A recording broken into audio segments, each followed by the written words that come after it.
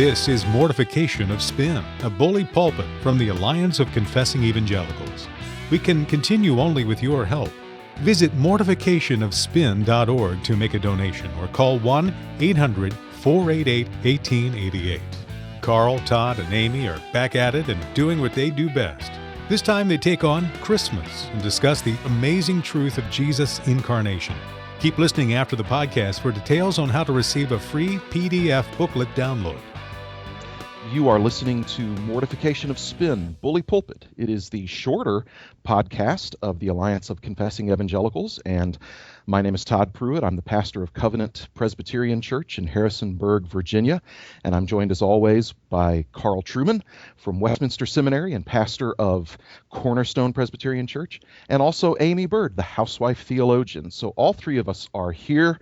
It is officially Advent. We're in December, and so I would like to ask both Carl and Amy, what is the worst Christmas song of all time? Well, mine is kind of the worst and the best. Okay. You know how you just kind of grow up in your family with your culture going on, and there's just like certain CDs, or it was a 6-track at the time, that, it's not Christmas unless you play it. Okay. Well, mine would be John Denver, Please Daddy Don't Get Drunk This Christmas. Wow. Have to play it every year. Wow. West Virginia Mountain Mama. I know, and I was in Frederick, Maryland, and what can I say? That's you know what? That one wasn't even on my radar screen. So you get some kind of a prize for that. Because that's one. My poor children are subjected to it as well. Yeah, years and years. Okay, Carl, try to top that. Has to be Merry Christmas, War is Over by John Lennon. Absolutely ghastly from beginning to end. I don't think it has. Well, it's a bit like the Pyromaniacs. No redeeming features whatsoever. That's right. What is the what's the name of the hideous George Michael Christmas song? I always hear it at Starbucks. Is that Careless Whisper? So I'm told. So I don't listen to George Michael. I think I heard something. I must tell you, I'm a bit heartened by the fact that neither one of you know that. So that is encouraging. Nevertheless, you're both wrong. The worst Christmas song is Frosty the Snowman. Now we can move on. Well, Carl, you're a pastor. I'm a pastor. We preach every week. What are you preaching this Sunday? This Sunday I'm preaching on the long-awaited child, taking my cue from 1 Samuel chapter 1, the story of Hannah, and connecting it to the advent of Christ in the Gospels. I've actually, in the past, I've resisted preaching Advent sermons up until last year when I crumbled under pressure from the man on my session, the shadowy figure known only as the librarian. Some years ago, I preached on Christmas Day on Judges chapter 3, verse 31.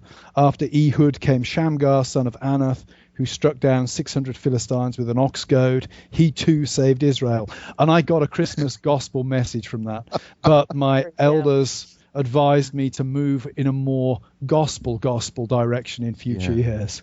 Yeah, that's probably good. I mean, even though that text certainly does conjure up some very warm fireplace type feelings, maybe the judges are.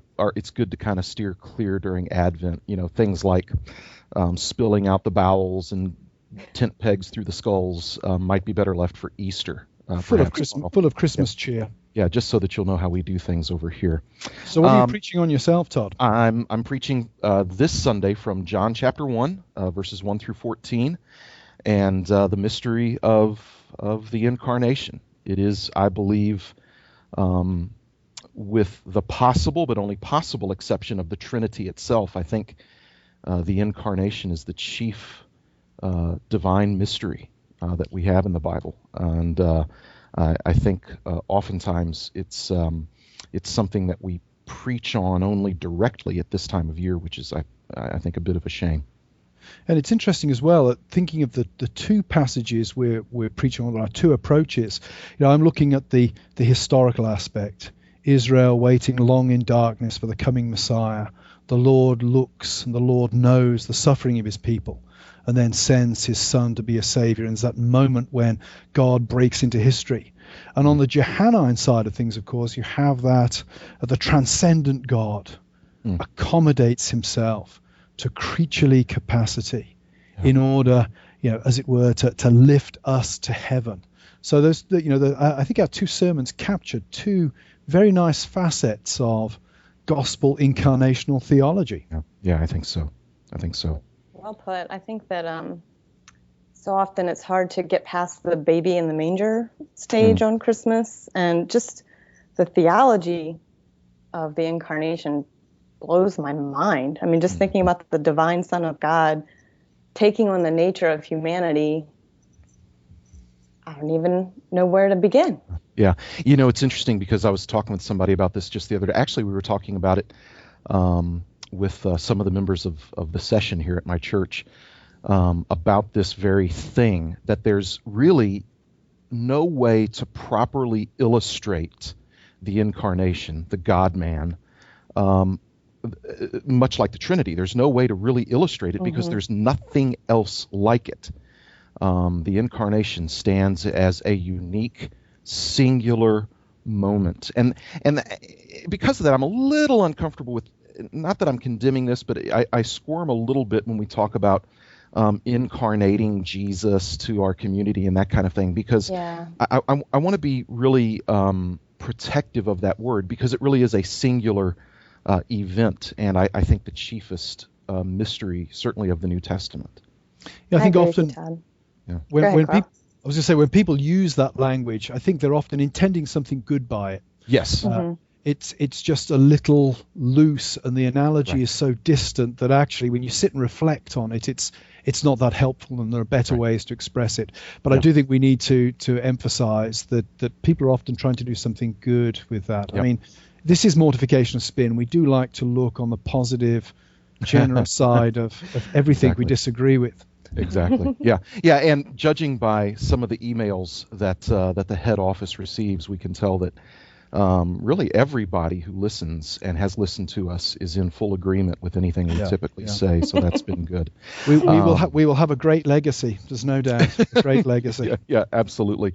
So one of the things that I reflect on in regard to the incarnation is this idea of the nearness of God, God with us. And I think about the language of John chapter 1, verse 14 of Jesus tabernacling with his people, and taking that noun of tabernacle and turning it into a verb, if you will, to capture something that is quite extraordinary. So you have the history of biblical faith, where basically God is saying to his people, keep your distance. The tabernacle, and then giving way to the temple, the very architectural structures of their worship were saying, keep your distance, and depend on the role of these human and architectural and ceremonial mediators. And then we move from that to God himself being our sole mediator through the person of Christ and coming near to us in flesh, so that the coming of Christ in human flesh changed everything about the pattern that God had set up previously, which said, keep your distance. And now he comes near and draws us near in the person of Christ. This is what we are observing at this time of year. And it also Sorry, Amy? I'm reading through Scott Oliphant's book right now, God with Us, and it's about divine condensation and the attributes of God. But he talks about the boundaries between the essential characteristics of God and then creation, and how he crosses his own boundaries through his word, through his works, and then ultimately in himself through Christ. It's just amazing. That's good. Yeah, the tabernacling idea brings out beautifully as well the sacrificial notion that even at the moments of incarnation, eyes are already pointed towards Calvary. I think that is a wonderful aspect to the incarnation as well, that we cannot understand the birth without setting it ultimately in the context of the death. Right. And what's interesting is that this very notion of incarnation, that Jesus is human and deity, is typically where heresy seems to strike first. Mm-hmm. Heresy loves to attack this notion of incarnation, this mystery and miracle of incarnation, that Jesus is all God and all man. So important is that it seems to be a magnet for heresies and heretics. Which would be exactly why St. Nick cleaned Arius' clock at the Council of Nicaea, right, guys? See, there you go. You know, we have all these wonderful saints who aren't always super nice. And, you know, if they would have just been born in our time, then we could have gotten along with the Arians and realized that they were nice chaps and we shouldn't be dividing with them. You know, the days of Athanasius and Contra Mundum are over. Now it's just get along. But now I'm getting into a different topic, aren't I?